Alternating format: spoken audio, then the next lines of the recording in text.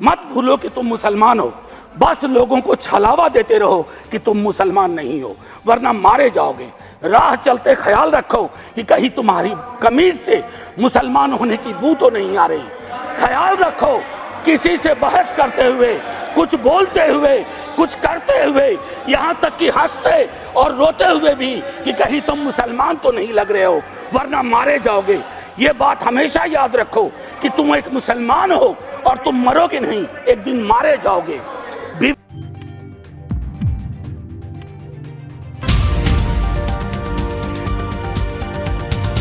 मुझे लग रहा है कि हमारे प्रिय रक्षा मंत्री जी की जबरदस्त वापसी हुई है। हर मोर्चे पे वो हैं। इससे बात करनी है तो रक्षा मंत्री जी, उससे बात करनी है तो रक्षा मंत्री जी। ये सुखद संकेत है। ये बीमारी नहीं पालनी चाहिए। वन नेशन वन फलाना, वन नेशन वन टिपकाना, वन नेशन वन चिल्लाना। काहे को भैया? कहीं ऐसी स्थिति नहीं हो जाए कि वन नेशन वन ठेकेदार। की क्रेडिबिलिटी पे एक सर्वे हुआ, 28% लोगों का सिर्फ भरोसा है। इससे ज्यादा भरोसा तो पंचायत वेब सीरीज में फुलेरा के ग्राम प्रधान का है। आप विपक्ष से क्या उम्मीद करते हैं? आपकी ऑर्केस्ट्रा में शामिल होकर कहे साहब तेरे सुबह की जय, साहब तेरे शाम की जय।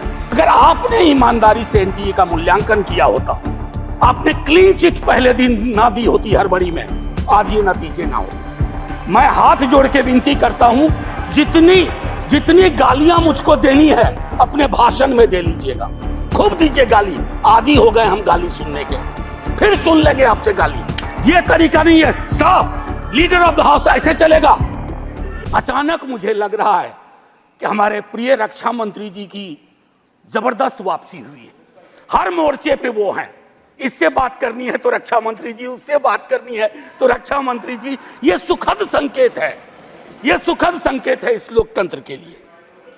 अब माननीय वाइस चेयरमैन साहब, मेरा ये कहना है कि नीट को लेकर के बहुत बात हुई, नहीं बोलूंगा। मैं अलहदा आदमी था जब एनटीए बन रहा था, उस समय वेंकैया नायडू जी थे वहां। मैंने 0 आवर में 3 बार कहा कि इस देश को इस तरह की व्यवस्था परेशान करेगी। ये बीमारी नहीं पालनी चाहिए। वन नेशन वन फलाना, वन नेशन वन टिपकाना, वन नेशन वन चिल्लाना। काहे को भैया? कहीं ऐसी स्थिति नहीं हो जाए कि वन नेशन वन ठेकेदार, वन नेशन वन कॉन्ट्रैक्टर। पूरी तरह हुआ नहीं है संजय भाई, होने की संभावना है। अब अभी मैं इसलिए कह रहा हूं कि लोग कहते हैं कि राजनीति मत करो इस पर।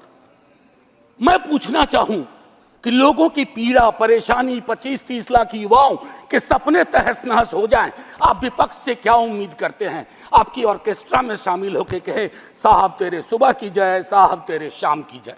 ना, विपक्ष को अपना काम करने दीजिए। अगर आपने ईमानदारी से एनटीए का मूल्यांकन किया होता, आपने क्लीन चिट पहले दिन ना दी होती हड़बड़ी में, आज ये नतीजे ना होते। युवाओं के रोजगार पर मैं ज्यादा नहीं बोलना चाहता, बहुत लोग बोले हैं। बिहार से आ रहा हूं सर, पूरे चुनाव बिहार में था।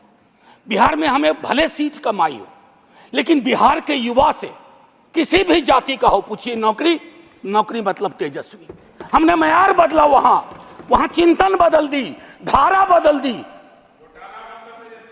अब आपकी मर्जी है, कुछ भी कहिए। आप लोग तो जज भी हैं, इन्वेस्टिगेटिव एजेंसी है। मैं हाथ जोड़ के विनती करता हूं, जितनी गालियां मुझको देनी है अपने भाषण में दे लीजिएगा, खूब दीजिए गाली। आदी हो गए हम गाली सुनने के, फिर सुन लेंगे आपसे गाली, लेकिन कुछ बातें रखने दीजिए। देश में बहुत बुरा हुआ चुनाव के दौर में। भैंस, मंगलसूत्र, मुजरा, टोटी तोड़ ले जाएगा, बिजली काट देगा। सर परेशान हुए हम लोग।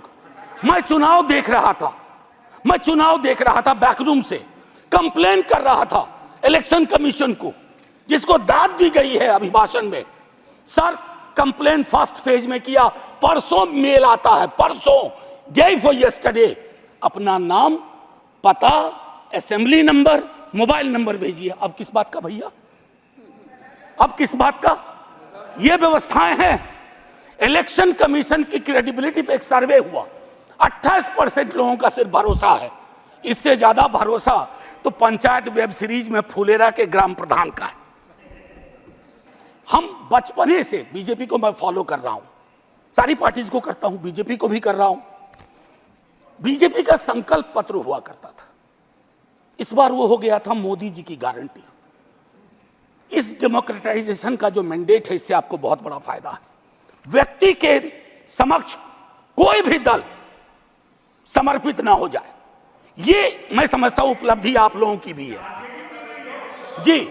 आरजेडी गारंटी नहीं लिखती है व्यक्ति की।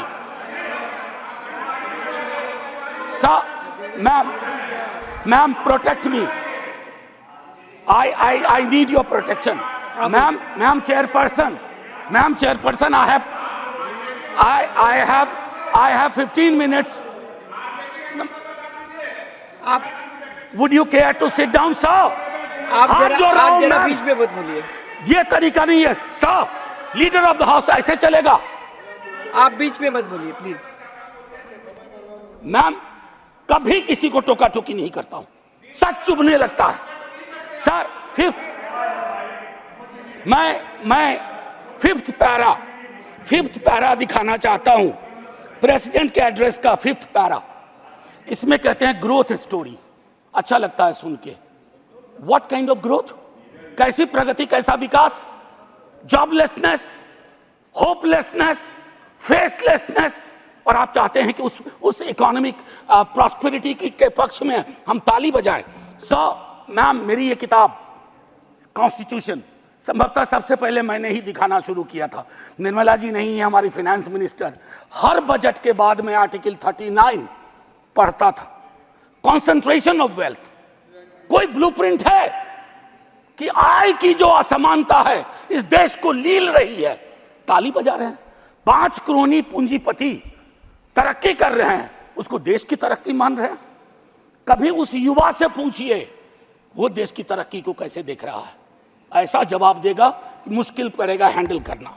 भारतीय न्याय संहिता आज से लागू हो गई, लेकिन हमें याद रखना चाहिए 150 सांसदों के निलंबन के साथ यह पास हुआ है। इसमें कोई चर्चा नहीं हुई। ये एक कदम है पुलिस स्टेट की ओर, एक ऑर्वेलियन स्टेट की ओर। इससे मैं आगाह करता हूं, क्योंकि हमेशा आप वहां नहीं होंगे। जब यहां होंगे तो यही दंड प्रावधान लागू होंगे अभी। और यही मैं खत्म करूंगा।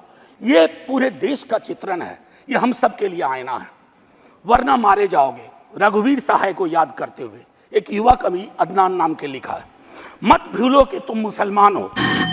बस 30 सेकेंड और लूंगा। मत भूलो कि तुम मुसलमान हो, बस लोगों को छलावा देते रहो कि तुम मुसलमान नहीं हो, वरना मारे जाओगे। राह चलते ख्याल रखो कि कहीं तुम्हारी कमीज से मुसलमान होने की बू तो नहीं आ रही।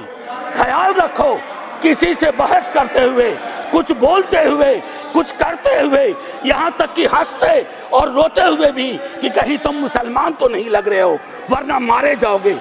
ये बात हमेशा याद रखो कि तुम एक मुसलमान हो और तुम मरोगे नहीं, एक दिन मारे जाओगे।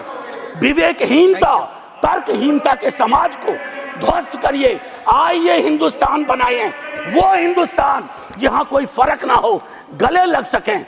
ये नहीं कि चुनावी मंच से कुछ, जमीन पे कुछ। जय हिंद मैम, जय हिंद। Thank you. फिलहाल इन तस्वीरों में इतना ही दोस्तों, आगे फिर मुलाकात होगी आपसे किसी ऐसी खबर के साथ। तब तक के लिए जय हिंद, धन्यवाद।